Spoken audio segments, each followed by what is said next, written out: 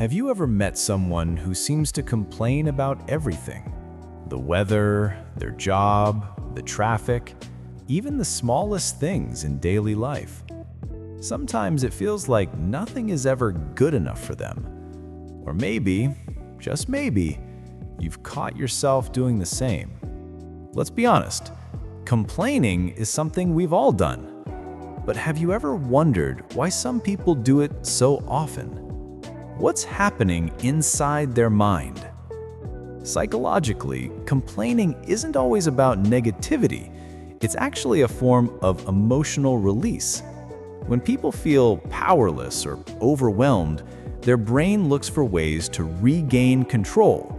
And one of the easiest ways is through words. By expressing frustration out loud, they momentarily feel lighter, as if they're taking a heavy weight off their chest. In that sense, complaining can be a coping mechanism, a small act of emotional survival. It's not that the person wants to annoy others, it's that they're trying, in their own way, to be heard, to be understood, to feel that their emotions matter. But let's look deeper. There are different kinds of complainers. Some people complain because they're seeking validation.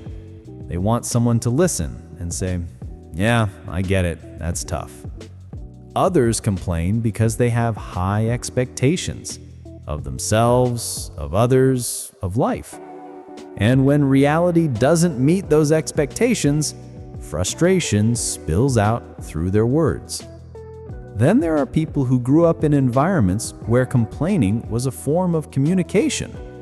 Maybe their parents or friends always spoke that way, so it became normal.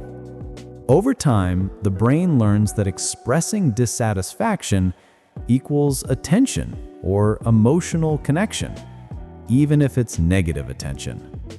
Now, on the flip side, let's talk about the people who have to listen to the complaining. It's not easy. Constant negativity can be draining. It can make you feel like the world is heavier than it really is. And sometimes, being around a chronic complainer can make you start to complain too, because emotions are contagious. That's why it's important to understand that both sides are reacting from emotion, not intention.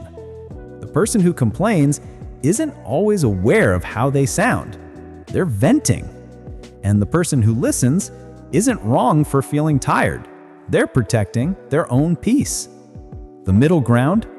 It's empathy, mixed with healthy boundaries. If someone you love complains often, try not to silence them right away. Sometimes all they need is to be heard. But also, it's okay to protect your energy by saying something gentle like, "I understand you're upset, but can we talk about solutions instead of just problems?" And if you're the one who finds yourself complaining, take a small pause. Ask yourself, what do I really need right now? Do I need someone to fix it? Or do I just need comfort? Sometimes awareness itself is healing. Because once you understand that complaining is often about unmet emotional needs, you can start expressing those needs more clearly. There's also another truth. People who complain a lot are often highly sensitive and deeply caring. They notice small details, they feel things intensely, and because they care so much, they get disappointed easily. Underneath the words of frustration, there's usually a heart that feels everything too deeply. So, instead of judging, try to see the emotion underneath the complaint. Fear, exhaustion, insecurity, or loneliness. Once you see that, the irritation turns into understanding.